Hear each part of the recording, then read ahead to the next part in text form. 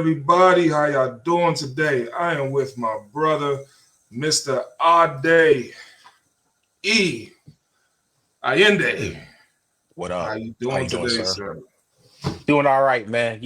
Every day but ground's a good day, brother. So, Yes, it's a sir. great day. It's a great day. Now, I want to say to everybody, this is an honor for me. I know this is Oh, brother wow. since I want to say about 10 or 11. About that. And PJ John. I always say he's my big brother because he inherited a little brother from my oldest Hmm. brother, Chris, and vice versa. His younger brother, Tunde, inherited a big brother, Chris. So Absolutely. makes us family. Then my aunt also, Ade's her nephew. You know what I'm Absolutely. saying? Big Let up her my rest in girl. peace. Rest in peace, Miss Soul. And then Absolutely. for Ade's mom, my brother was her extra son. So Absolutely. we are Absolutely. family. We are blooded. Absolutely. Absolutely. We're blooded brothers like the Samoans and Africans that we are. All You right. already know. You already know. Absolutely. Absolutely. Yes, So, sir. and this is the very first episode. That's why it's extra special because this Okay. show is called Drinking Buddies. And those of you who are military members know the term. What you are? You think we're drinking buddies? That's funny. That's funny. Absolutely. Absolutely. That is part of the military experience amongst other things, but you definitely got to have a sip or two, and brotherhood and camaraderie, that's very important. That's a Yes. part of the experience. So absolutely. So yeah, So pleasure to be no. here, brother. So speaking of like your experience in the military, how many Hmm. of your battle buddies Hmm.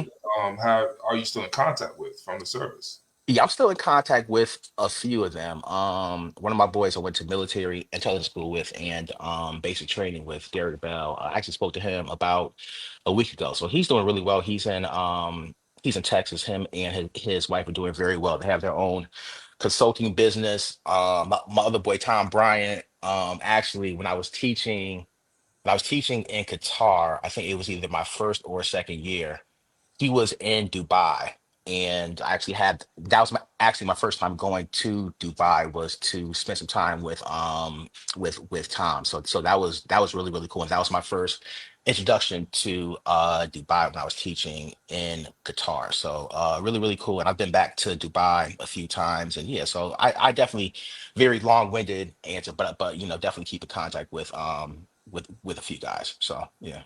Okay. So what year did you go into? Did you go to basic?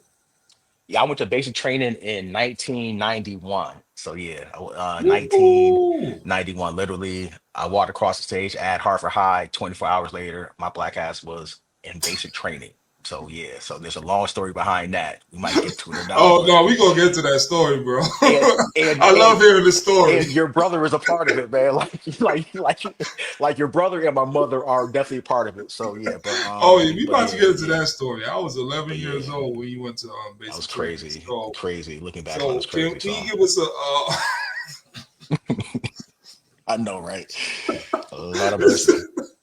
oh man, can you give us example of sorry. It's all good. All right, can you tell the viewers who don't know you Hmm. what drove you to join the army or the military? Yeah, so I think well, I know that when I was in high school, I was I was intelligent, but I basically got by on my own natural skill, right? I really wasn't applying myself, as much as I could. And objectively looking back on it, I really wasn't mature enough and like really, really ready to go to college. So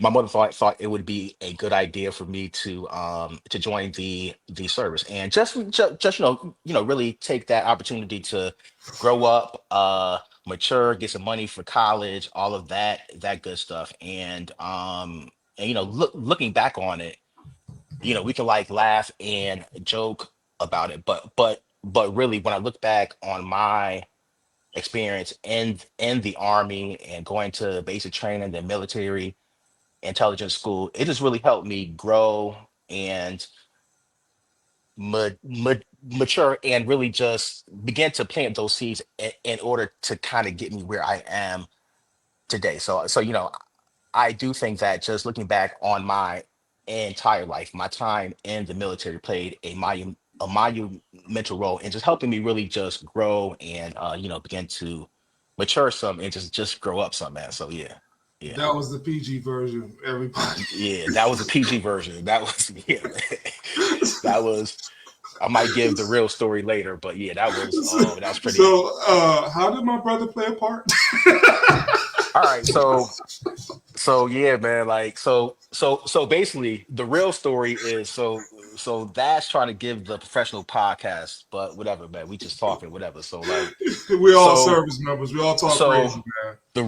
the real story is that me and your brother Chris, right? Hmm. My brother from another mother, whatever, right? So we had gone on about two or three black college trips, right? So we went to Hampton, right? So of course we go to Hampton, it's all these girls, whatever. So like I think Chris probably got eight numbers, I probably got seven numbers, whatever. Like so it was just great. So we were like, of course, we're going to Hampton.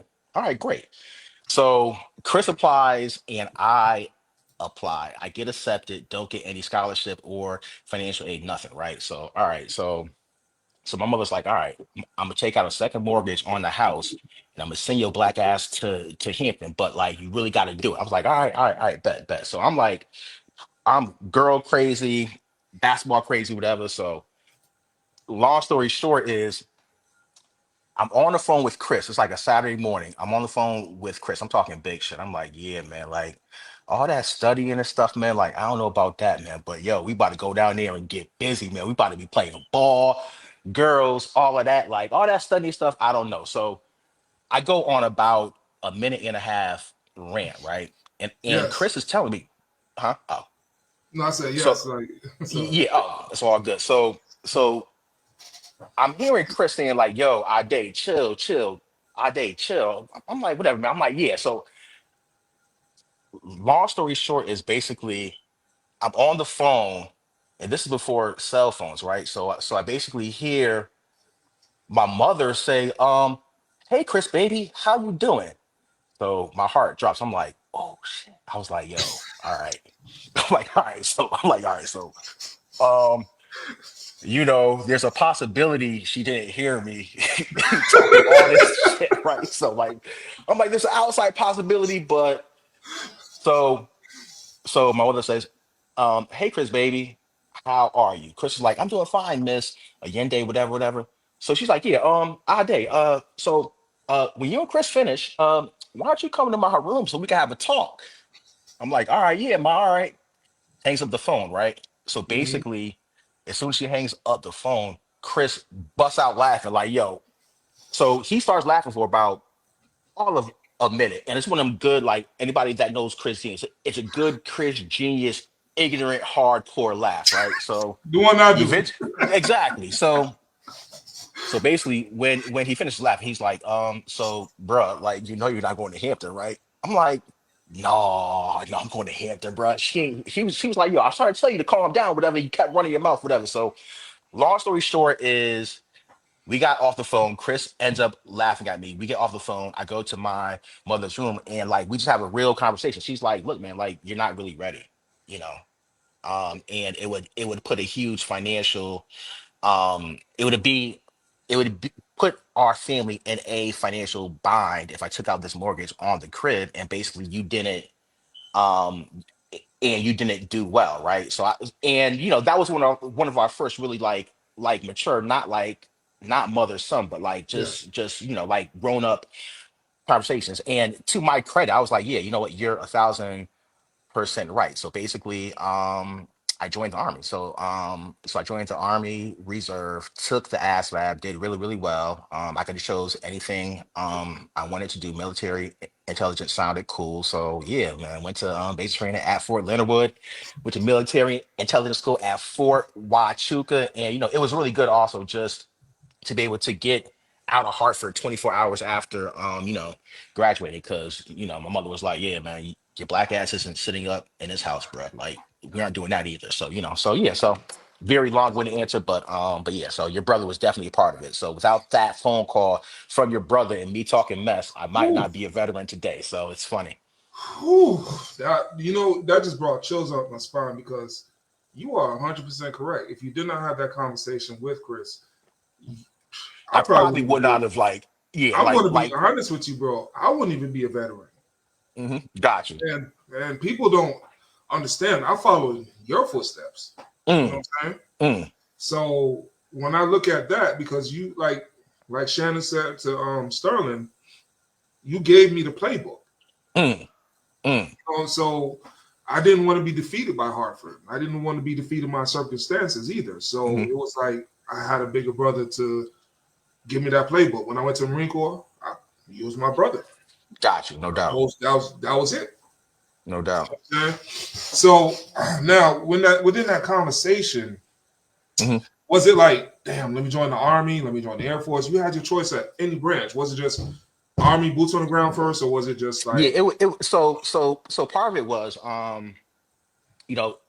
my mother's uncle was a colonel in Germany, right? And mm-hmm, he's a very successful member of our family. So she kind of referenced him. She was like look, you can do the Army Reserve, and like basically you can start off there, you can get some money for college. If you like it, you can become an officer like your Uncle Rufus, and just like so for me it was just she knew that members of our family had gone to the army and done well. And but for me it was more about maturing, I guess. And like I said, the army is kind of in our family already. So yeah, yeah, that was part of it. So yeah. okay. Okay, so so what did the recruiter hit you with when you got down to the recruiting station? Like, did you get a bonus? What happened? I think I don't remember correctly. I know I got a little something. Yeah, I might have gotten a bonus or something. I don't even remember. I think I got something, but I really don't remember. I do remember just being, even though like I agreed to it and all of that stuff, I do remember just still being, to this day, I still remember being shell shocked that I was not going to Hampton and that I was going to be in basic training in the army. That was because that wasn't even really on my radar. So it was Hmm. just kind of but yeah, so I don't even remember exactly what I got, but I got a little something. So Now, why did you choose military intelligence? sounded cool. It sounded cool. Sounded cool, like yeah. It basically sounded cool, and then he did walk me through, the different MOSs and all of that. But military intelligence just really sounded like something intriguing when he was walking through the different things I could do to due to my ASVAB score. So yeah. Okay, all right. So Hartford, you went Hmm. to what high school did you go to? I know what high school did you go to. What Big high up school the did you go to? Hartford Public High School Owls. Yes, Come to sir. the pub, get seen by a dub. You know what I'm saying? You know what it is. Hartford And High, you had the represent. honor of playing with such great basketball players like whom? Wow, I've shoot, I've been on the same court as Marcus Camby and have my shot thrown to the second floor of the rafters. Yeah, man, a bunch of cats, man, like a bunch of cats, like Mike Thompson, Kendrick Moore, my right hand man, Ron Sears, one of the best basketball players I ever played with. A bunch of cats, man. And with us being from Hartford, it's like basketball kind of runs in our blood, right? So I It's definitely like it's a wasn't I name. definitely wasn't one of the best players to come out of Hartford. I definitely played a lot of basketball. I definitely held my own, and like I just playing basketball, that was just one of the greatest thrills of my life. Like, of course, like you end up going to college and graduating, and you get degrees and cars, and like all of that stuff is cool, but I still remember just some of the happiest days of my life, like being in high school and being in community college and just playing pickup basketball with my boys, Ron and Rocky and Sean and Ron and Jay and you and Gunning ass Courtney, and you saying just like, yeah, it All right. so yeah, man. I love So let's basketball. start this So journey. Let's start this journey, right? So hmm. you already Okay. mentioned that you went to basic training Hmm. for Fort Leavenworth, right? Yep. Fort Fort Leavenworth Leonard is Wood, it? Missouri. Whew, and Fort you went in the winter, didn't you? No, not summer. Oh, you went in the summer. Okay. Or it was the day after graduation. So if graduation was June 21st, June 22nd, my black ass was in basic training. Like, okay, who am I? Where am I? Like, what happened? What happened? I'm not on the college campus. Like, this is a hand. Hold I up. thought your Yeah. name was So, about to be Mr. Bitches. mm. All right, so can Not you so give the much. viewers? You see this? You see this picture right here? One second. Let me. There we go. Can you give us a little bit about your experience after what made you go here? So we're going to go through a journey of your life, as Okay. you could say, right? Okay. So you started here, right? Okay, so really quickly, I went to Manchester Community College, not Capital, but it's all good. It's all Oh my basically, bad. Hold on, hold on, hold on. it's No, no, all no, no, good. no. I messed up. Capital. Capital. Let's take you out of there. Let me get the right one. Manchester Community College, man, but Why but I but thought big you went up to? Why I Capital. thought you went to Capital? I don't know.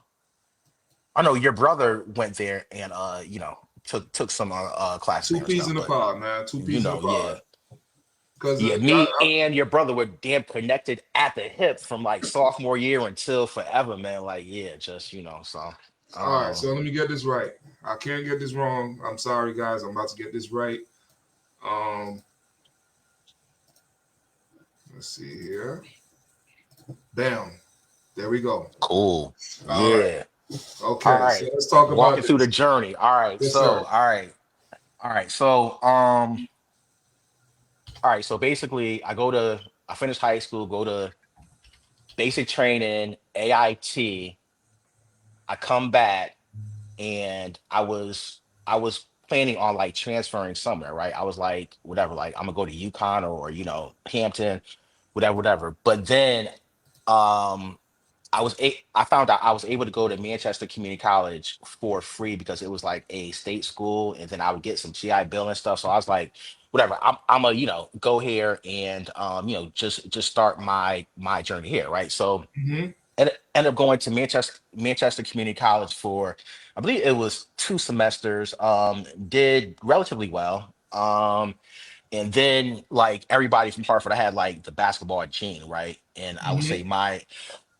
my ambition probably outweighed my talent, but I was like, whatever, like I'm gonna play some college basketball. So ended up going to so I went to Manchester Community College for like 2 semesters.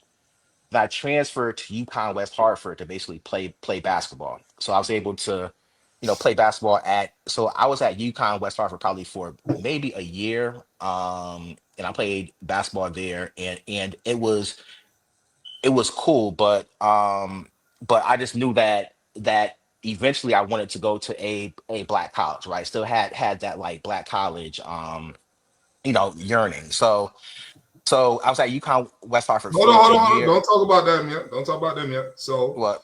let's go to this one right here. Hold on. So you mentioned you went to Manchester Community College, Hmm. and this is you remember this place right here, right? That's UConn West Hartford, right? Yes, sir. The old Yeah, library. exactly. So Exactly. So I'm at UConn West Hartford for probably 2 or 3 semesters. Met some great people there. Had a good time, but yeah, it wasn't my thing, right? So and then I remember I was focused, but I was more on some like basketball, like chilling. I really wasn't like a seriously focused college student. I can definitely say that, right? So I remember it was my last semester. So I was either there for 2 or 3 semesters, but my last semester there, I remember I took like registered for some early morning like pre-calculus class or something, and like I missed a few classes. I ended up withdrawing from that class. It really wasn't, it was I was doing well, but I just really wasn't focused, and it wasn't my academic. Um, it wasn't the place for me, I should say. But so I decided to actually go back to Manchester Community College, and I vividly remember, we were living on Greenfield Street, and I vividly mhm. remember I had come home from work at Lee's Famous Recipe fried chicken, and I looked myself in the mirror and I was like, yo, like, all right, man, like, we're gonna go back to Manchester Community College. You're gonna get your associates.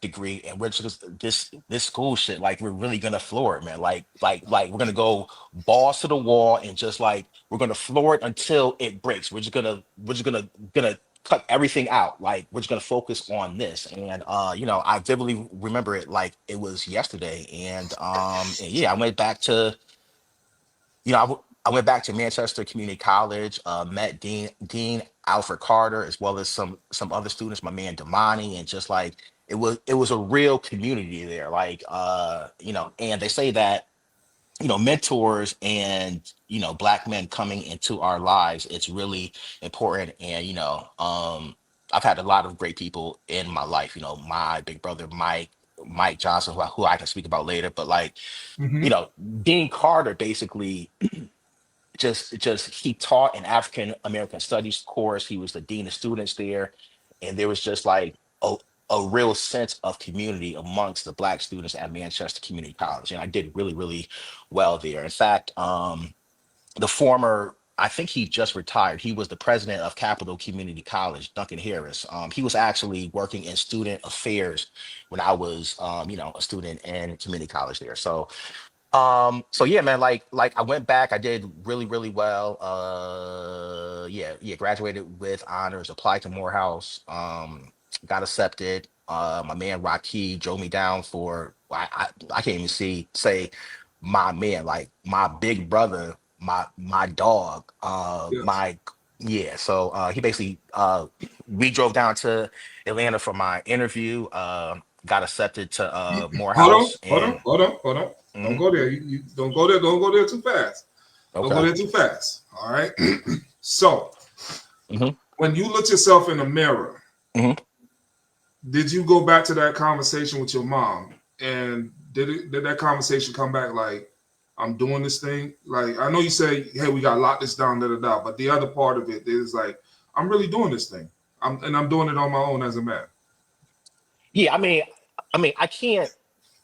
I can't look back on any successes I've had in my life and said that, I've done it on my own, right? So, Yeah. so, so, so I definitely can't say that. I can say that I definitely made the conscious decision to grow up and become a man and just focus and like take the school stuff seriously, right? And I had Hmm. been like bullshitting because like I had been able to just basically get by.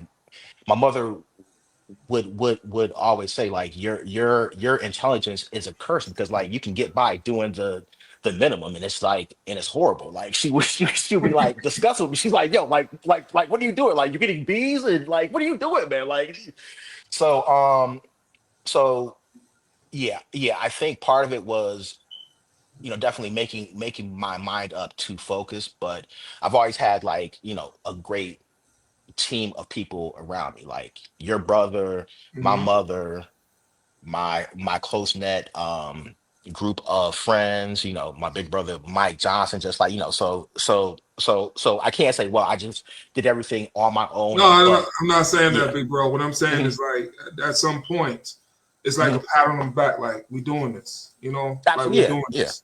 Hmm. Yeah.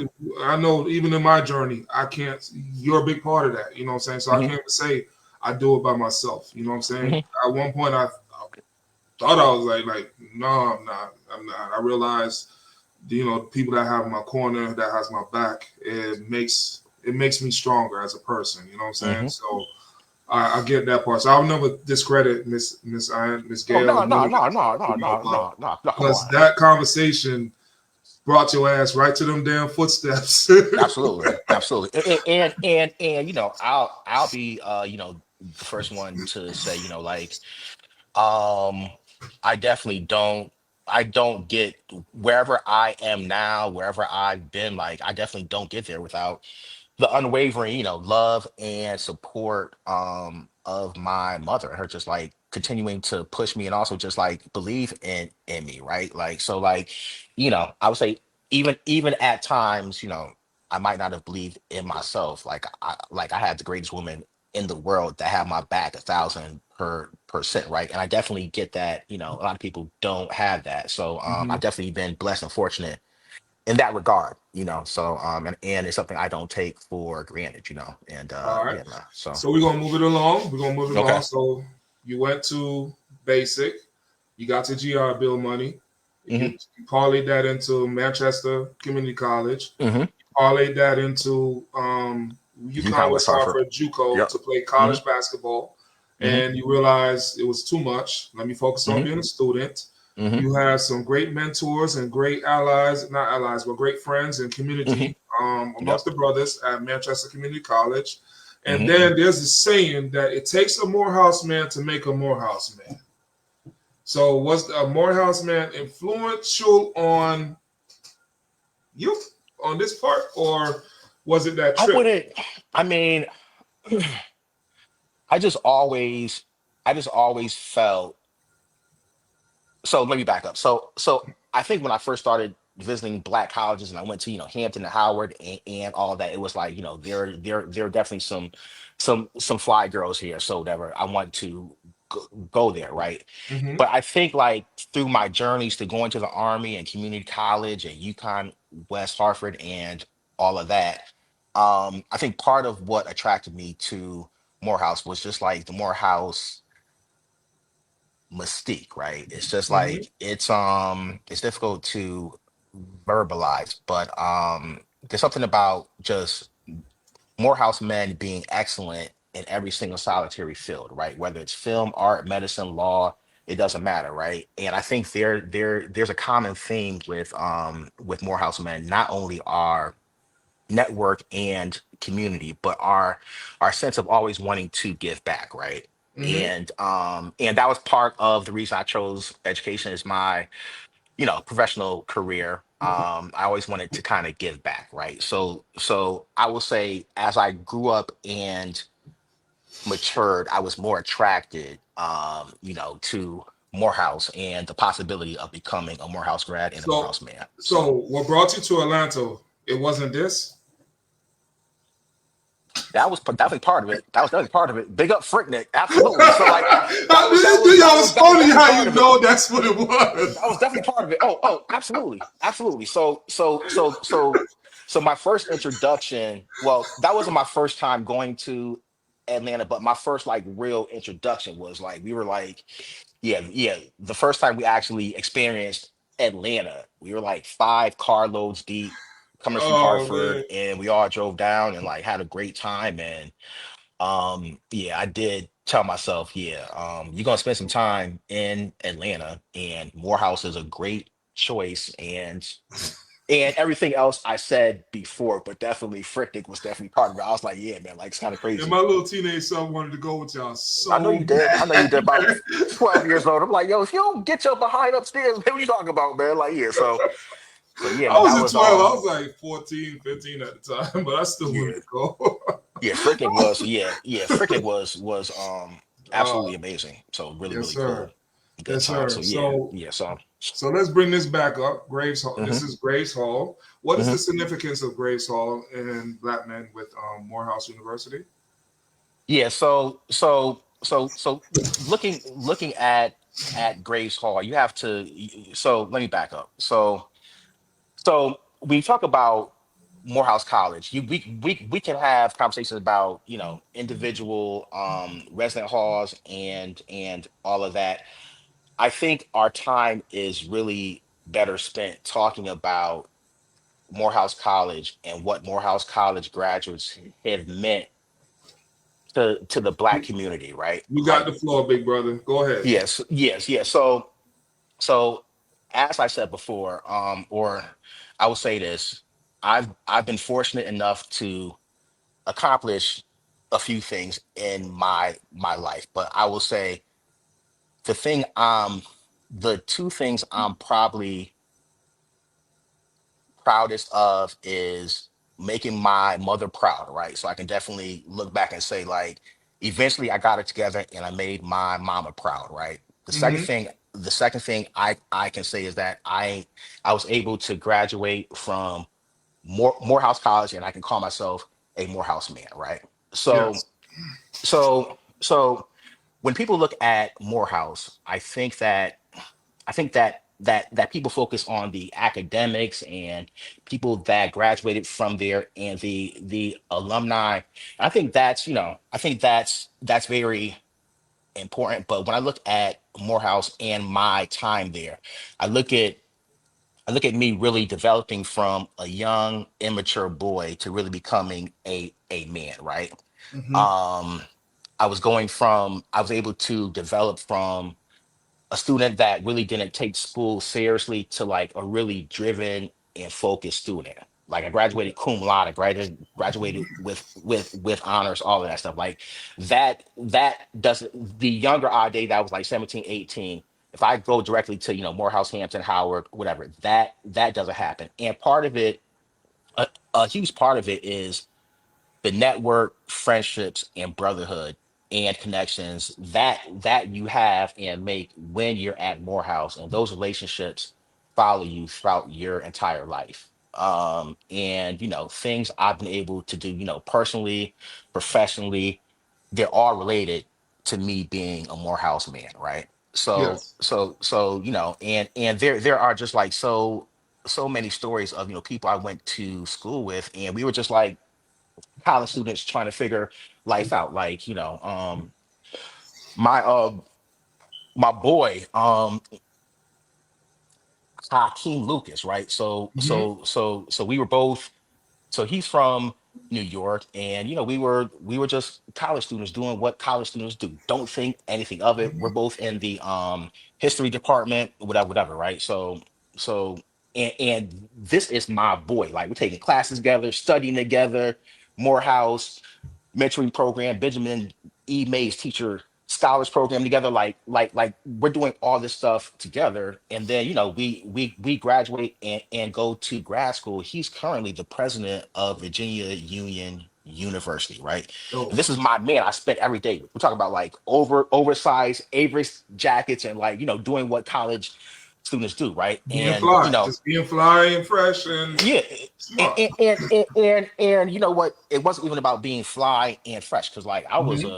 I was a poor college student. Let's be clear. Like you know what I'm saying, I definitely did something, but I wasn't like I didn't have, Yeah. what I'm saying. So I didn't, So let me but ask you this though: were you still in the service at the time when you was at Morehouse? I was no, I had just finished up. So I joined for 6 years. I was in the reserves for 6 years, and then I did 2 years individual ready reserve.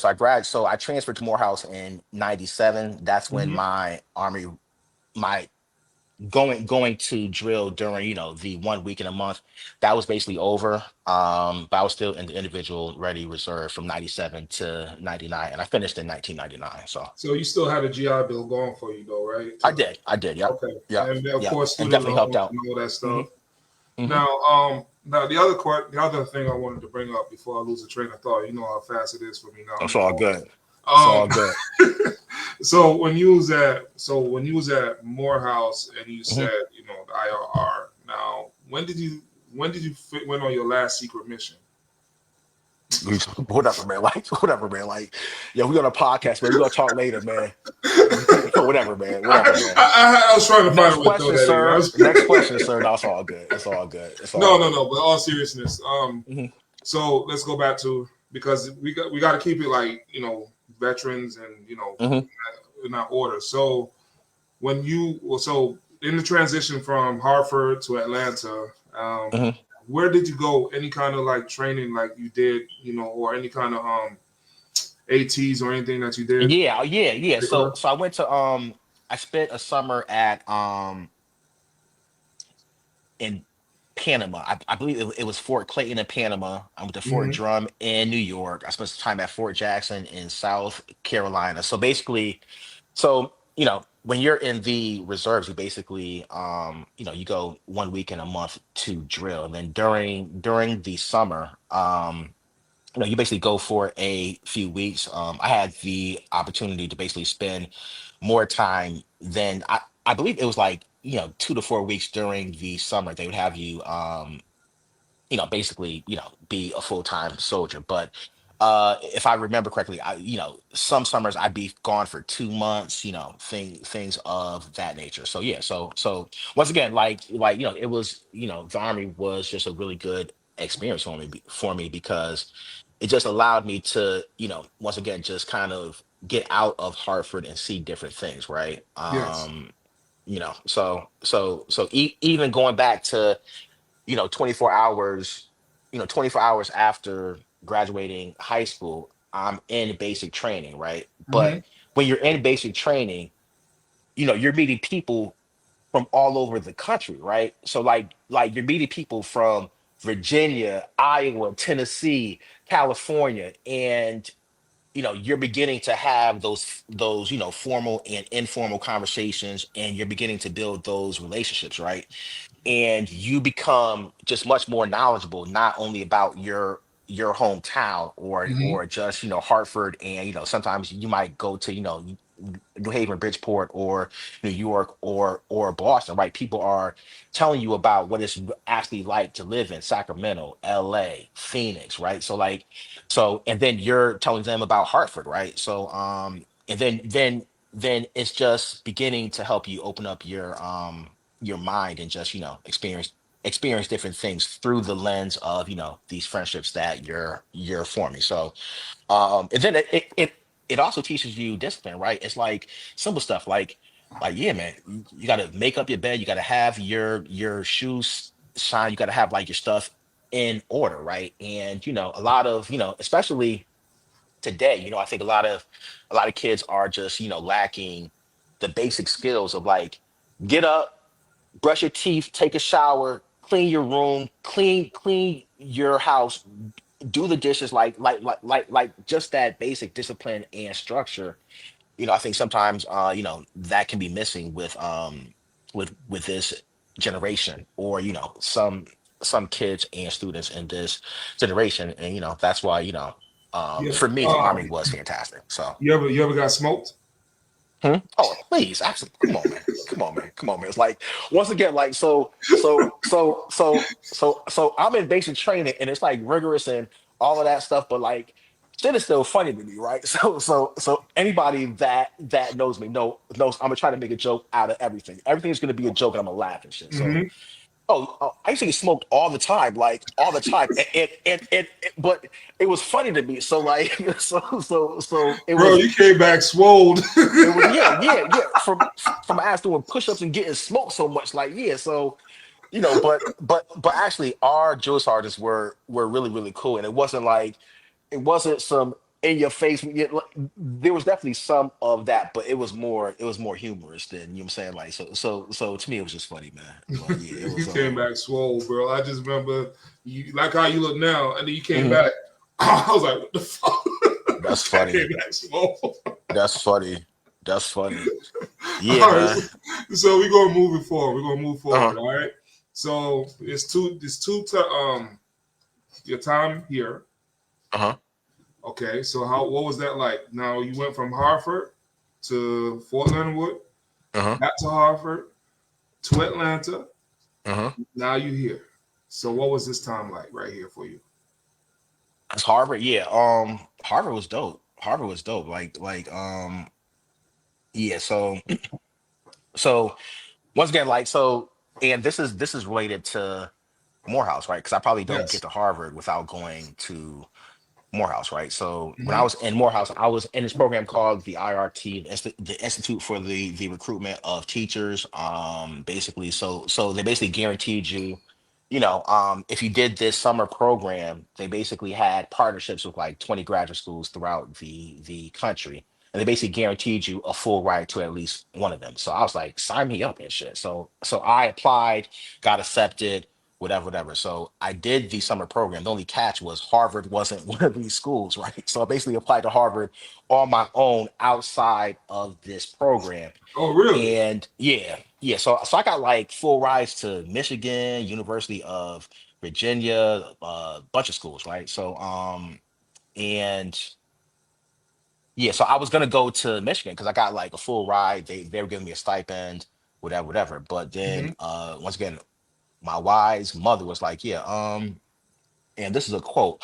Um, yeah, let me tell you what, man. Your black ass is not getting accepted to Harvard, and you don't go, bro. So you're going to Harvard, ain't too. I was like, you're right. We agree on that. So yeah. The scale But two? Are they Gail, not? Yeah, absolutely. Oh, Gail, 155 million. They possibly one and a half, and I'm judging. So like, yeah, it's probably She zero, two but bro. She won two so far. Two yeah, man. conversations. Yeah, So man. Yeah. Like, I'd probably be 10 times ahead if I would have listened younger and shit. So, but yeah. So applied on my own, but I didn't get a full scholarship. I got a partial academic scholarship, but still went, and it was an amazing time, right? It was once again, it was I had a chance to take a class with Cornell West, which was dope. hold on. Oh, damn! You went too fast. All right, I was about to bring you to the stage. I should. I was slow. That's me. Oh, no, it's all good. My That's me. dog, my That's dog, me. That's me. That's what I wanted to my make dog. sure people knew about Took this one. So took a so speak course on. with on James Baldwin and Lorraine Hansberry. He would call it Sweet Lorraine and brother James Baldwin. But I'll tell the quick story about meeting Cornell West for the first time. So basically this is like, so I'm in orientation. I meet my right hand man, 50 Graham, who I'm still cool with today, Mark Tracy, right? So Mhm. he graduated from Morehouse a few years before me, but he taught in Atlanta. So we meet in orientation, whatever. It's cool, kick it, whatever. So this is probably our second day on campus, right? Um, so we leave orientation, we make a left, we walking down Appian Way, and we see this brother like pimping with a big afro, dressed in all black, basically wearing the same thing he's wearing now. So he's walking down the street pimping. I'm, I nudge Mark. I'm like, yo, I think that's Cornell West, yo. I was like, no, it's not Cornell West and shit. I'm like, no, that's Cornell West. So before we can say anything, we're like halfway down the block, right? Show you how real Dr. West is. This dude doesn't know us from Adam. This dude says, "Oh, hey brothers, what's up? What's going on?" Halfway down the block, I'm like, "Oh shit, that's Cornell West." I'm like, "How you doing, sir? All right, all right." So we met him, had about like 15-minute conversation with him. He's like, "Oh, you all are Morehouse men, whatever." He's like, "Yeah, man, like." You got to take this course with me. So I was like, all right, bet. Yeah, we're gonna take it. So we both enrolled in that course with him, and really cool. Had some great professors there as well, but I still think much like the army and these colleges that I've been to, like of course, like the army, part of it is discipline, right? You go to Yes. college, part of it is learning academics and studying your discipline, right? And Mhm. all of that stuff is really important, but I still think that part of education and going to school, it's about the relationships that you form while you are there, and those relationships just stay with you and carry on for the rest of your life. It's funny, like next week, and I'm basically flying to San Francisco because we're having our 24 or 25-year Harvard reunion and shit. Like, yeah, so it's just like a small group of us, but like it's we're still in contact with each other to this day. And me and Mark are Regardless, really, really that's dope, close. man. That's Yeah, dope. so it's so yeah, man. Yeah, so All yeah, right. but All right. So okay. after Harvard, Mm-hmm. after you had a class with Dr. Cornell West, Mm-hmm. I got this next one for you. Correct me if I'm Mm-hmm. wrong. Mm-hmm. Hold on. I'm sorry, Doctor. Here we go. Close, close. So Close. close. So All right. so so um so I finished Harvard. All right, I'm like, I got my Morehouse degree, I got my Harvard degree, whatever. Like, I'm ready to make some bread. Mm-hmm. I'm about to make some bread. Okay. So, so, so I applied for jobs, whatever. And I got this one job working for the Massachusetts Department of Education. And it was a pretty good salary, but I was like, it's doing some data stuff. I'm not really trying to. But then I applied to this nonprofit called A Better Chance.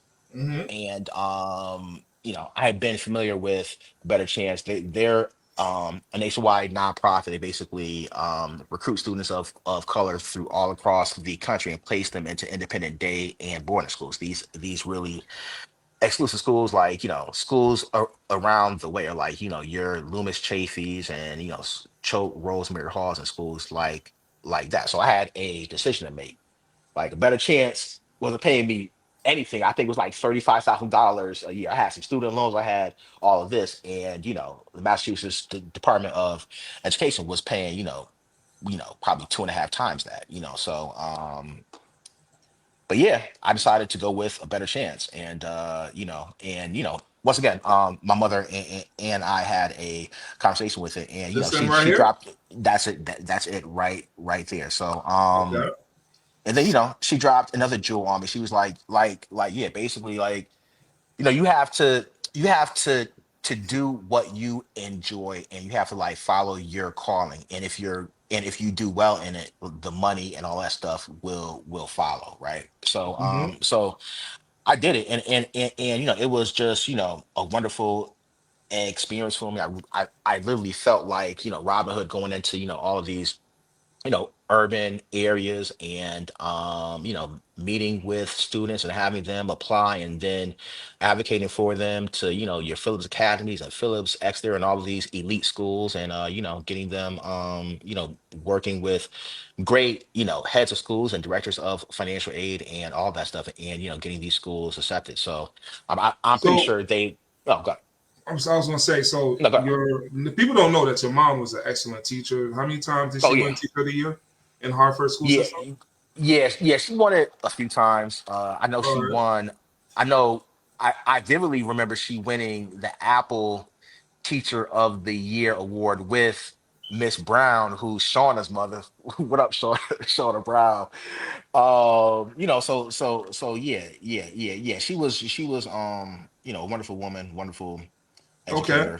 So yeah. And So that's what propelled you to go. Is it? I don't want to make the assumption. Is that what propelled you to go yes, into absolutely, education? absolutely, absolutely. Okay. It was definitely a part of it. Yeah, yeah, yeah, yeah, Okay. definitely, yeah.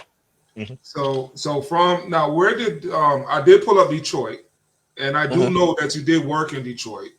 Correct. And what did you do in Detroit at that time? There was a big reason why I pulled up Detroit. So I Oh don't want to no. look stupid for pulling it up. Oh no, no, no, no, no, Save, no, save no, your no, little no, brother no, here, no. man. Save me here, please. It's it's it's I've had a very robust employment career all across the country, let me tell you. So so I worked for a better chance in Boston, in the national headquarters. So I do that for about 4 years, right? Then Hmm. I moved to LA briefly for a summer. I thought I had a job working for the mayor of Compton, but that didn't work out, right? So moved to LA for a few months, and then I um I ended up working for this for-profit tutoring company called Platform Learning, right? So Yes. so that was just extra dope. Once again, like, basically, and a lot of this was through graduating from Morehouse as well as Harvard, right? Because I Hmm. basically, during my interview, I was interviewed by Matt Fields and Gene Wade, two, like, yeah, you can look up Gene Wade and Matt Fields on your own, just like made men in the education and business space. Both great brothers.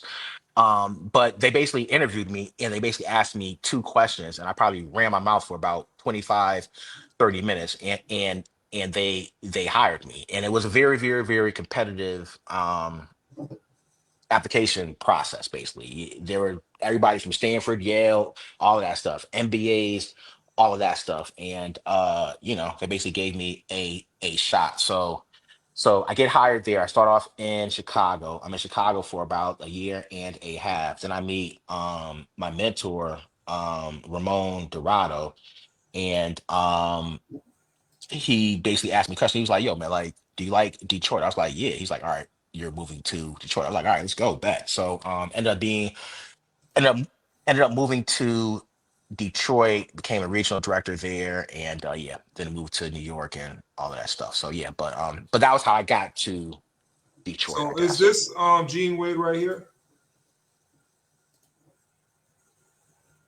Yep. That's Gene Wade. Okay. Hmm. I've been trying to put him on the screen for a minute, and this thing was just not cooperating with me. So we got him, Hmm. Mr. Gene Wade. So that was a Hmm. big influence in your hiring. Do you think going to Morehouse and also going to Harvard played a big role in you, Absolutely. and being a veteran played a big role in you getting Absolutely. that hire? Absolutely. Absolutely. And like, I can definitely say, you know, my life definitely changed after going to Morehouse, and also like, being an older student there and having the military experience and all of that stuff, and just being a more mature student. Like, my life changed after, like, as soon as I stepped foot on Morehouse's campus, like my life just kind of, it changed. The It changed trajectory me. just Correct. It just changed. So all right. so that's why, I'm the biggest, advocate and fan of Morehouse College. I just think, anybody listening, if you have a son and you are considering schools, definitely Morehouse should be at the top of the list. And I don't care if they have the grades to go to Harvard, Yale, Princeton, whatever. I just think, and I didn't even spend four years. I spent 2.5 years there, but I don't think there's any place any better I don't think there's any better educational institution in the world for a young black man to spend 4 years than Morehouse College, hands down. And number two isn't close. And I've All been right. to all these schools. I know people that graduate from all these schools, Yale, Princeton, all that. Yeah, yeah, it's no comparison. So, All right. So let's move it along now. hmm You're in your journey. You're a grown ass man, and hmm then in this world, you found yourself being a COO of a company. So how did that happen? once again, it's like it's it's connecting the dots through Morehouse, right? So Yes. basically, so I graduate from Morehouse, right? I'm working in the nonprofit space, right? Gene and Matt hired me at Platform Learning, right? So I meet Ramon Dorado, right? Ramon Dorado ends up becoming my mentor, right? Ramon Dorado becomes the the CEO of Hostrom Academy in California. He brings me over, and I help him, and we work together, and we scale the company. So I think I started off as a regional director, vice president, whatever, and then I get promoted to chief operating officer. But all this happens through like the Gene, the Gene and Matt hiring me. I meet Ramon. Ramon becomes the CEO, and then I become the COO, right? But if I don't go to Morehouse, like I probably don't even meet Gene and Matt, and I might have got hired or not, but like my entire life would have been different. Uh, uh, You see what I'm uh, uh. saying? If you never went to the army, and if you never had that conversation with my brother, if Miss Absolutely, Gail never put her absolutely. foot down and say you're not going to Hampton, Absolutely. It's a culmination of everything, right? So absolutely. all Absolutely. right. So now you were built like so with this academy that you were part of. Y'all hmm were building schools, or can you hmm explain that Building that schools. Yeah, role? yeah, yeah, yeah, yeah. So they're basically individualized schools, right? Hmm. So basically each class had, one teacher and one student. It was a really innovative educational learning model. So we were able to, kind of build and scale that. So yeah, yeah, that's basically, All right. what happened there, but I ended up resigning and, and focusing on other things, and yeah, so So in 1999, the skinny kid decided to join the United States Marine Corps, and somewhere around 2000 was it 99? No, 98. He joined the mhm, Marine Corps, or he went to DEP. Went to DEP, And then Hmm. his big brother calls him, said, "What the fuck you doing? Why you join the Marines, man? They gonna brainwash your ass." Do you remember that phone call? Yeah, You you was like, "Won't know, you join the army, man?" Like, what's up with that? coming over here to Death Row Records, man. It's nice and smooth over here, man. But no, no, it's all good. Everybody has to, choose their own path and journey. I definitely, respect it. So yeah, I just, yeah, yeah. But I remember that phone call, and we've definitely had conversations about that as well. So yeah, So no, absolutely. let me ask you this. I never asked you Hmm. because you and I we didn't speak because long distance and all that stuff. So Hmm. ain't nobody spending money on no long distance bill. No, absolutely. But Phone card error, like yeah. so it drove you to call me. It drove you to call me. Hmm. How did the news get to you? How did that news get to you? I don't That even I remember. decided to join the Marines. I don't even remember. It's probably your brother. It might have been your brother. I think yeah, yeah. It had to be your brother. I would think so. Yeah. Yep. Yeah, yeah. All right. So you see, you decide to say, well, time to move forward. You left high prices in California, great paying Hmm. job. Um, then you turned into an investor. How did that Hmm. journey come along? Yeah. I mean, I think that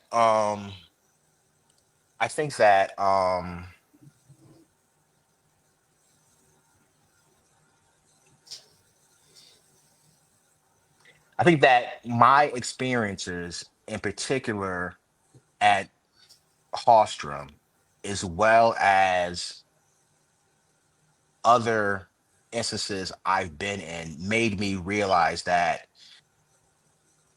having a high paying job is cool, but like really owning assets, that's really the name of the game, right? I remember I was reading this book. It was either Powernomics or Black Labor White Wealth, right? And there was a quote that kind of stuck with me, right? And the quote was something to the effect, this is Dr. Claude Anderson, and it was something to the effect of, you can't pass down a high paying job to your sons and daughters and family, right? I vividly remember that, you know, having a high paying job is cool, but like it's really about what you're doing with your paycheck, and are you investing it, or are you blowing it, right? Because a person that makes $150,000 a year and spends $140,000 a year, they're going to do worse than a person that makes 70 grand and spends 40, right? Hmm. Just having the opportunity to be around private equity and venture capital, and learning how capital really works.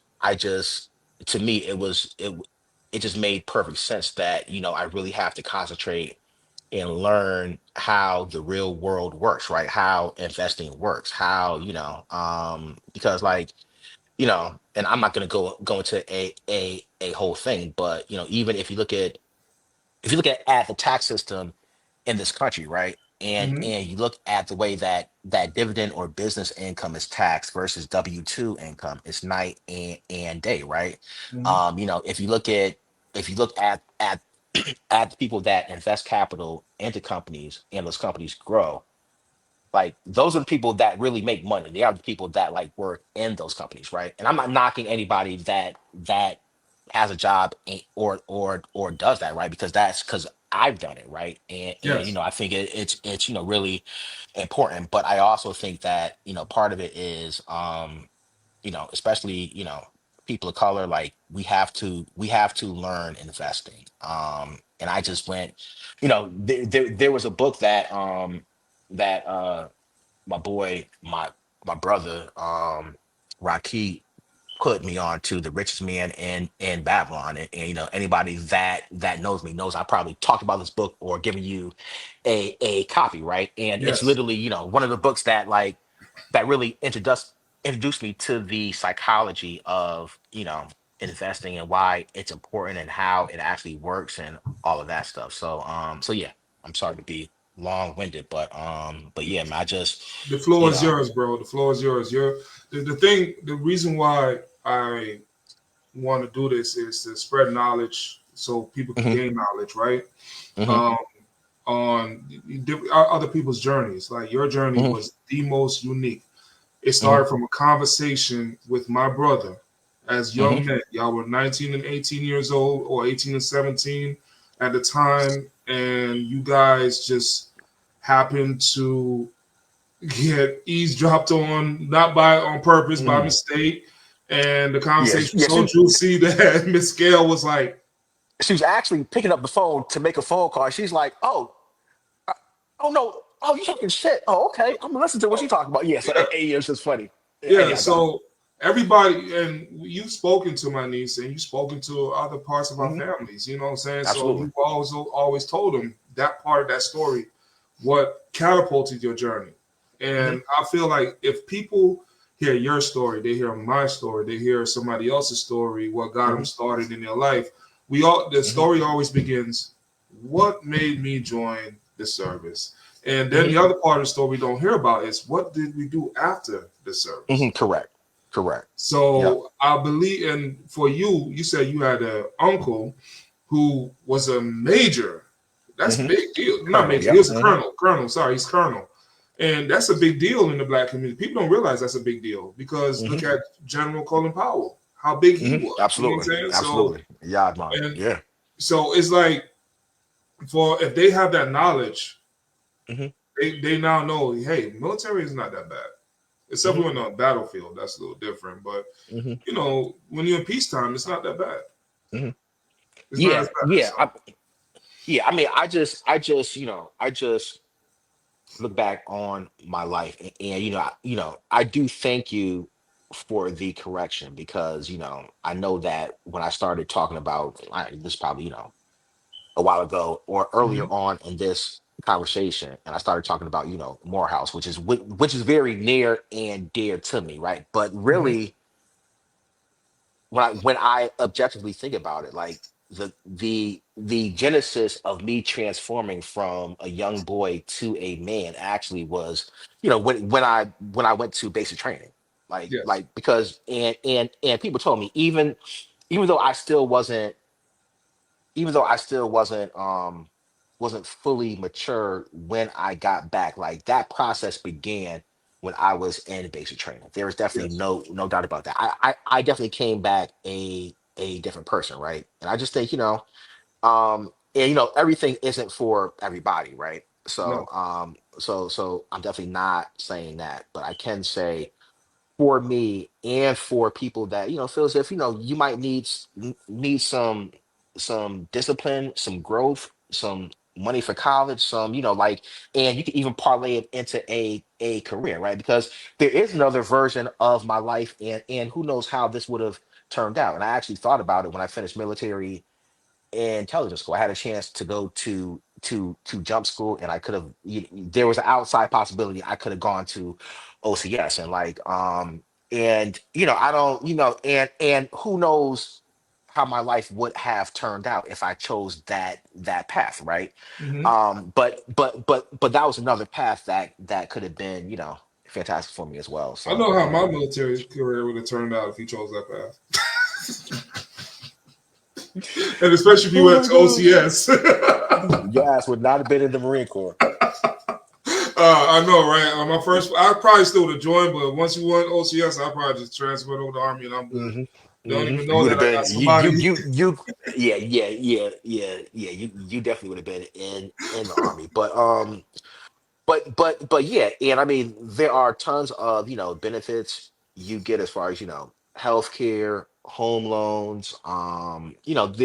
There are definite benefits to being a veteran, and I also oh, go ahead. I was going to say you brought up the home loan situation, and Mhm, I want us to tackle that before we leave mhm, because you are a veteran mhm, and you are an exceptional businessman. But unfortunately, the VA don't see you as a full-fledged veteran, mhm. which they should. Can you give that precautionary tale as to why? Now you're on. Now let's people at home, he is honorably discharged. Okay. Absolutely. Yeah, yeah, yeah, yeah, You yeah, know, it ain't nothing. So there's a part of the reserves that they don't tell you. So this is a cautionary tale. If you want to send your child into the military and all this stuff, they gotta do one thing, and this is where my brother was not um, advised of. So can you give them that cautionary tale yeah, if you don't yeah, mind? yeah, yeah. Yeah. So of course, I received my honorable discharge. I got my discharge papers downstairs, my DD 214, all of that stuff. I was able to get my little veteran card, so I get discounts at stores and all of that stuff. But as far as like the real benefits of being a veteran, I'm not able to get them because I was only a reservist, right? So Mm-hmm. I think it's important to, and I think this is probably true in life as well, right? And of course, like plans can change, but I think it's important to almost think about, I call it backing into the finish line, right? Mm-hmm. When I would manage, businesses and teams and all of that, we would almost start with the finish line, whether it's the number of schools you want to have, our top line, bottom line, revenue. Like you start at the finish line first, right? And then Mm-hmm. you figure out the steps you can take to back into that finish line, right? So I think for people that are looking at joining the military, I think you have to really look at like what you are looking to get out of it, right? Are you looking for money for school? Are you looking to grow and mature? Is it something you're thinking about as, a full-time career? Because, I do think that there's something to be said about joining the military at 18. You ask retires when you're 38, you got a pension, which is like a damn unicorn. And like, because I'll tell you what, man, if you 38, 40 years old, walking around with a pension and you're working on another pension, like, yeah, You that's winning. You winning. yeah, yeah. Actually, one of my boys, I haven't spoken to him in a while. Jim Bonner, he basically, what did he do? We were in basic training. He was gonna do the reserves. He ended up doing active duty. He ended up retiring, and then like he's a police officer now or something. Now he's working on his like second pension, got like 8 homes, like just chilling, just what I'm saying. So Killing the game right now. yeah, man. So I just think and but for me, I knew that I needed some maturity, discipline. I knew I didn't want to put that financial So, strain on my family in order to send me to college. So like for me, it worked out. So so because it was reserves, why didn't they? I just want to go in detail. Hit no, this sure. this mark. Why aren't you afforded the VA home loan and the medical benefits? This is the part that people need to understand. Yeah, so as far as the VA loan, I'm actually not sure if I can get the VA loan or not. I've done some research on my own, and I just think, um, when I've looked at a very high level, once again, I'm not an expert on the VA loan program. I've heard Mhm. that, some of the fees and stuff you want to be careful about, and I'm not sure if the VA loan, whether or not they waive PMI or not. That's private mortgage insurance. Not That's not insurance for you. That's Yeah. insurance for the lending company, right? So Yes. I've just heard that, some of those fees can be, more challenging and more expensive than a conventional loan. I will say that not being able to get not being able to get medical benefits as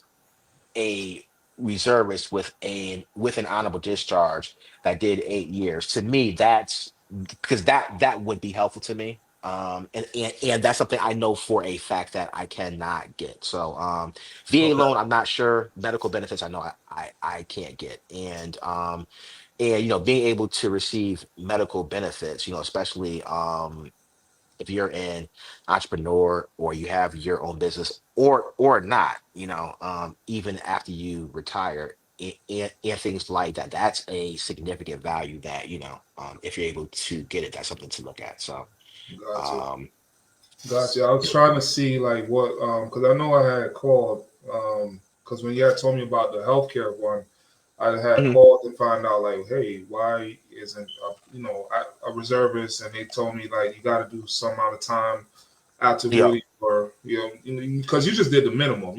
And not saying you minimalized, you just did I what did was required. one contract. Yeah, yeah, Yeah, absolutely. Yeah, you yeah. just did I what did was 6 years. required. You went there every weekend, Hmm. 2 weeks out of the year, a couple Hmm. of deployments, small deployments, but you never Yep. really went active duty. So that would Hmm. disqualify you from, and you didn't get hurt or reported being hurt while you was on active duty. So that would have Hmm. disqualified you from getting VA benefits. Yep. But when I think you said the home loan part was to me was like, what? Because Hmm. I had asked you when you bought your first house, did you use the Hmm. VA loan? And you was like, no, I don't think Hmm. I can get it. I was like, so, but now let's speak on this part right here. So that Hmm. part is here and there. That's for you to discover, and little brother probably going to ask around some more to figure out what the hell's going on. No So doubt. now, so Army, uh, UConn, Manchester You Community said what? College, You you Army. you you broke up for a second. I'm sorry, Okay. University of Hartford. No, I'm sorry, Hartford High, Hmm. Army Reserves, Hmm. Manchester University, Community UConn college. West Got you. Hartford, Yep. West. Yep. back to Manchester University, Morehouse. That's your Hmm. associates, Morehouse. Morehouse At bachelors. Manchester. I'm sorry, Morehouse Manchester. bachelors. Morehouse bachelors. Morehouse bachelors in what? Bachelors in history, minor in African American studies. Your associates in what? Cum laude. We're gonna keep it gangster. In what? Uh, associates. So let me back up. Associates education, bachelor's history, minor African American studies, master's degree educational administration, concentration in administration, planning, and social policy. Meaning that you could go and be any school district superintendent if you wanted to. I want to say that. I want to say that. That's not my. I mean, If you so wanted to. If you wanted to. so I would say this, like if my goal was to become a superintendent, I would have to do a few things, and I mean that could be something, but I can't apply to be a superintendent tomorrow and get it. But I could definitely begin to take steps on the urban But you could be on the education. school board though. You could be like a Yeah, school absolutely, board or city absolutely, council. yeah. So Hmm. any plans to run for, let's say, Congress, senator? Yeah, might have been having a conversation or two about public office. I wish Miss So, Gail was alive because your ass would have so probably been running. we'll see. We'll I see. wish she We'll was still see. here because we'd have been having a different conversation, wouldn't we? We'll see. I mean, I think that I think that there are many ways in which you can choose to give back, right? And I think Hmm. that you can choose to work within the system, and you can choose to work outside of the system, and or you could take a hybrid approach, right? So I mean, my true passion now is really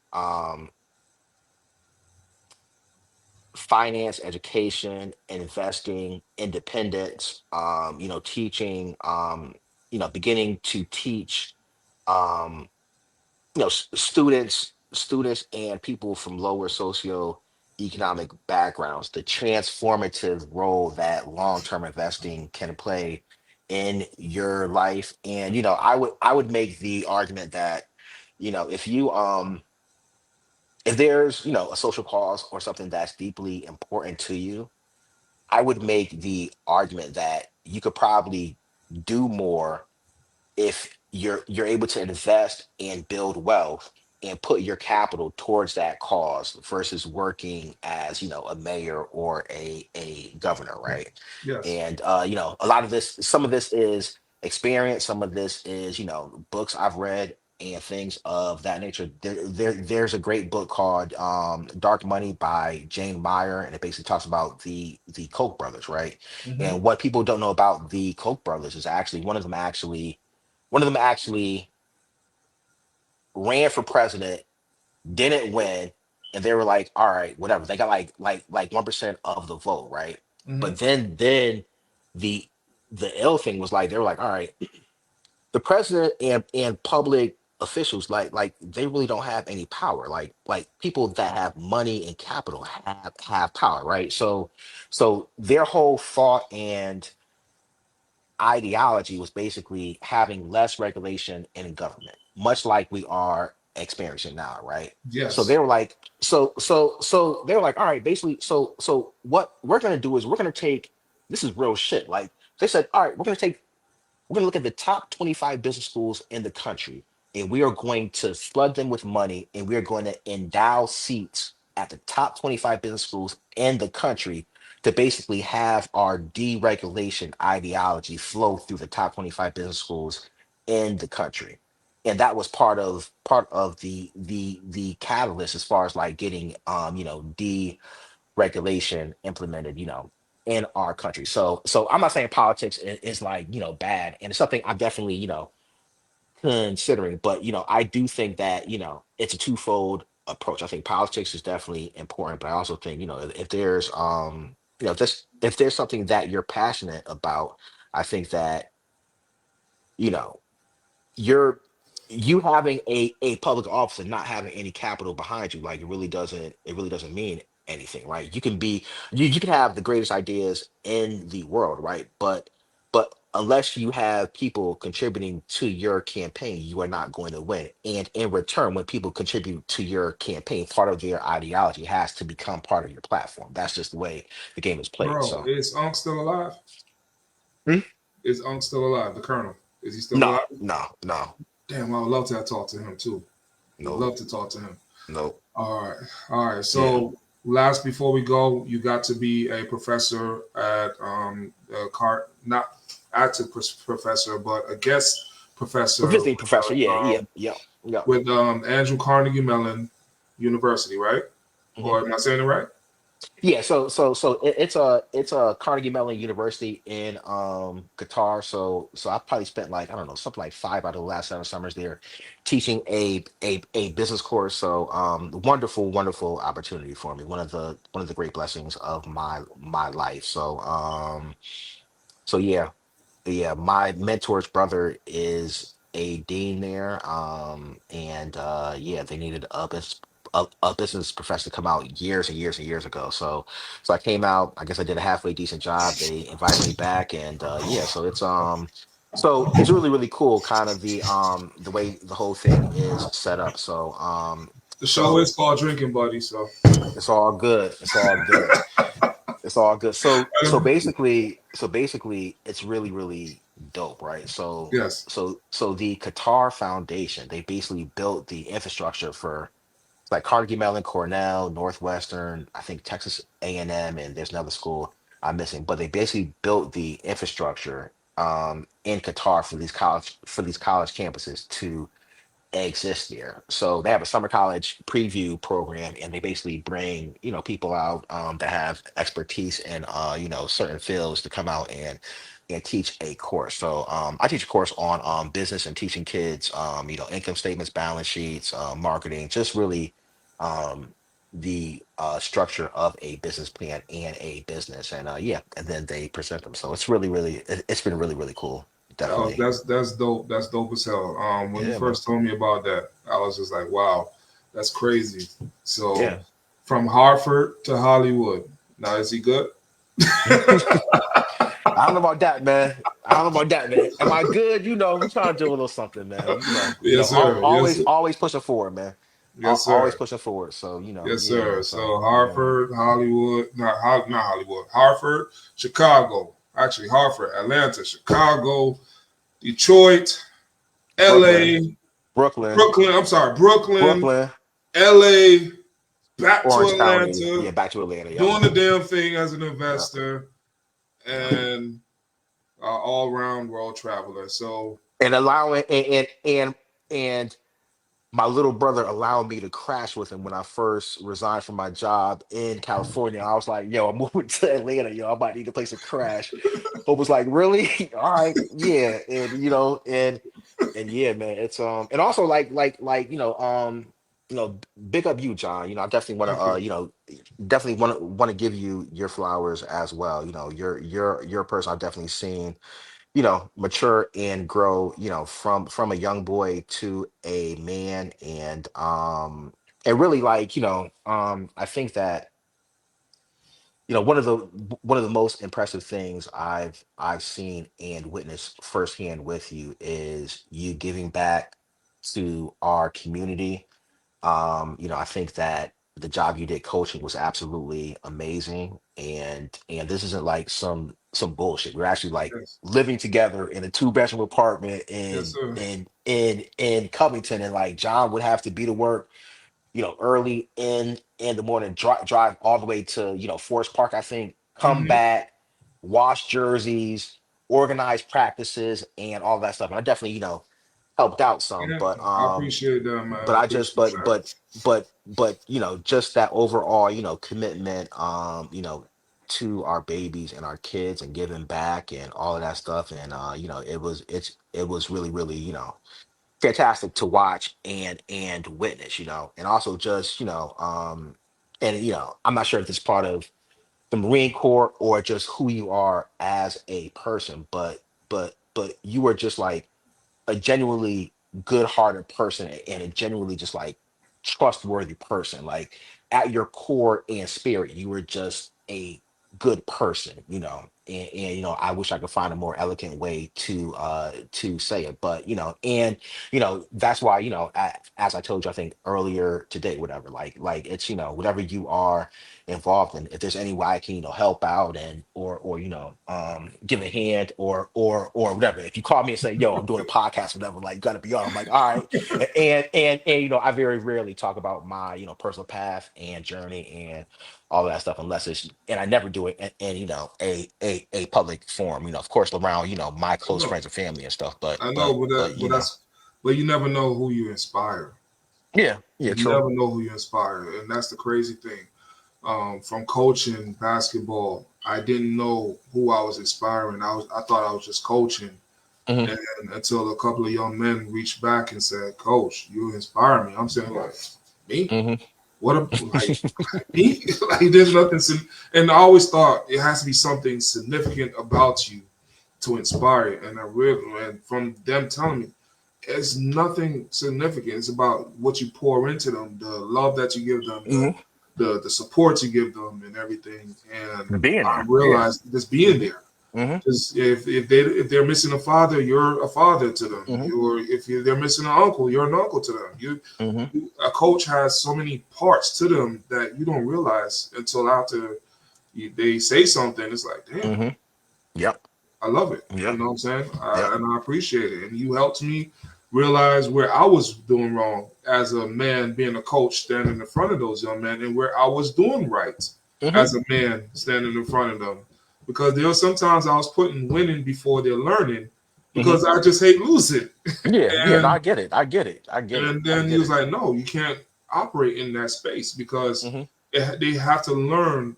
So they when they win, it's there, Hmm. and they have to learn not just win. They have to learn life. They have to Hmm. learn the game of life too. And I thought I was teaching them the game of life by winning, and you kind of brought the bigger brother philosophy, and I Mm. appreciated that because I needed that. You know what I'm Gotcha. saying? But that was missing. That's why I said I thought I can go on my journey, by myself because I felt like I was carrying that rucksack by myself, and I Hmm. didn't realize you were there. I didn't realize Chris was there.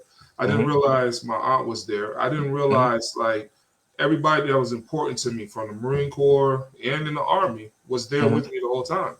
Hmm. So I wasn't carrying the weight by myself, and I do appreciate you for that.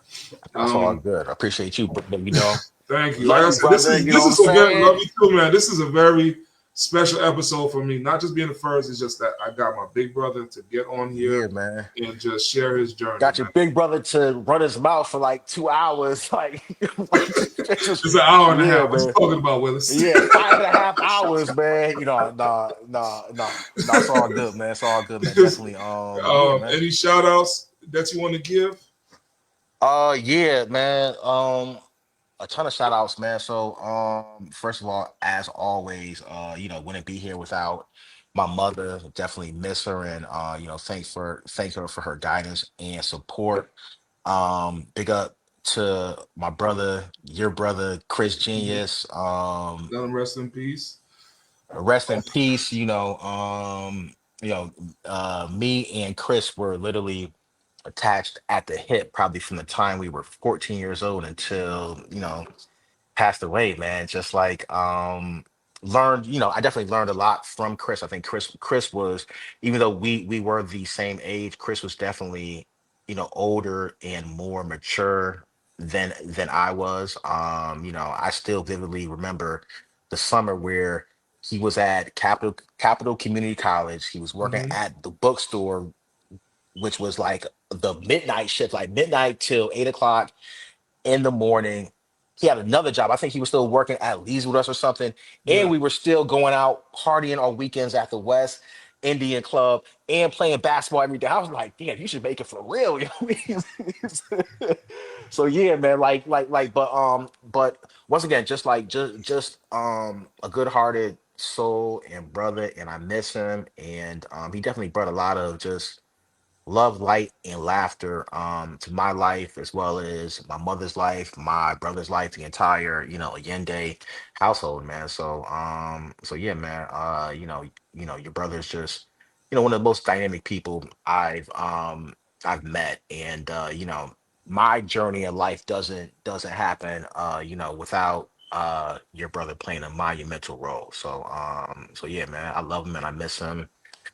Think about Chris a lot, man. Yeah. That's yeah, I still can't believe that he's not here. So I'm a chill, not get emotional I on know, I on know, the I know thing, how you feel on that one. I but know how yeah, you feel. yeah, yeah, and I just an entire community of people that important to me, like my big brother Mike Johnson, my right hand man Rocky, Ron, Sean, Jay, institutions, my man Mark Tracy, Morehouse, Harvard, Manchester Community College, Ramon Dorado, Damian Dorado, Carnegie Mellon, just like, my fiance Celicia, just like, Shout out to just sister-in-law. just I one thing I can say is that I've really Yes. been fortunate, and I don't know how it's actually how it's how I've been able to be blessed in this regard, but I've really been surrounded by great people, man. And Before you go, I it's got one more thing for you, brother. I got one more okay, thing. We're gonna do it at 1:30 mark. So I okay. want to pull this up real fast. Let me catch it real quick. Uh, explain this picture right here because y'all will let me see here. Hold on, guys. Hold on, guys. Let's see. Where we at? God damn it. Ah, shit. Damn. Ah, is this it? Yep, this is it. Got it. Can I show Celicia face? Yes or no? Yeah, yeah. Okay. All right. So this y'all gotta understand my brother step out clean, ladies and gentlemen. Explain this one right here. Oh yeah, man. That's just, They gotta brother see punching that one. above his weight class. You know what I'm saying? No, no, that's my my fiance, my baby, the person that's my person, No, no, no, no, no, no, so no, no, no, no, no. It's what not about that. what Where were you? oh, we were at the Grammys, man. So actually, Celicia's one of Celicia's best friends, Divinity, she got nominated for a Grammy. She actually has been nominated twice. But that was the first time we went out to LA to celebrate, to go to the Grammys and watch her get nominated and all of that stuff. So yeah, man, had a chance to go to the Grammys, man. It's pretty Now, fun, didn't you man. say people was coming up to you like you was a movie producer or a record producer or something? No, Like they was trying to figure out who you were? absolutely not. Absolutely not. Absolutely not. I did not say that. I did not say that.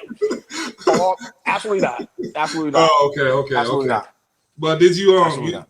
did y'all get invited to Diddy after party or anything? No, no, no, no. I thought you were there though. I thought you were there. I thought you were Man, there. I I was thought there, you were there. bro. I was Yeah. there. I was there.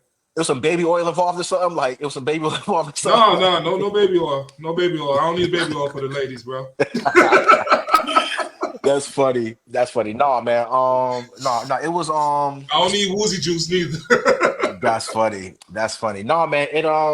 No. It was really really cool to have the chance to go to the Grammys and it was more about just kind of celebrating divinity and all of that stuff. So that was really really cool and she's a very very cool sister. Mhm. Um, I actually met Divinity way back in the day. My first time coming to Atlanta with Rocky, because Rocky and Divinity actually worked together way back in the '90s. Fast forward, Divinity ends up being, Salisha's one of her best friends from high school. So it's just crazy how the Y'all world were works, pretty man. much meant to meet. Y'all met at the Pretty right much, time. man. Y'all were meant to Pretty meet. much, man. Pretty Shout much, out to man. Divinity. Yeah, Um, absolutely. Divinity would rocks in the definitely like house. to, would definitely like to have some of your other drinking buddies on this show, on this Okay. podcast. You know what I'm saying? Okay. If you don't mind reaching out to them, so I could, do Yeah. my journey. This Yeah, they man. can share their Absolutely. journey. Obviously, Absolutely. they can't share their secret missions, but it's all good.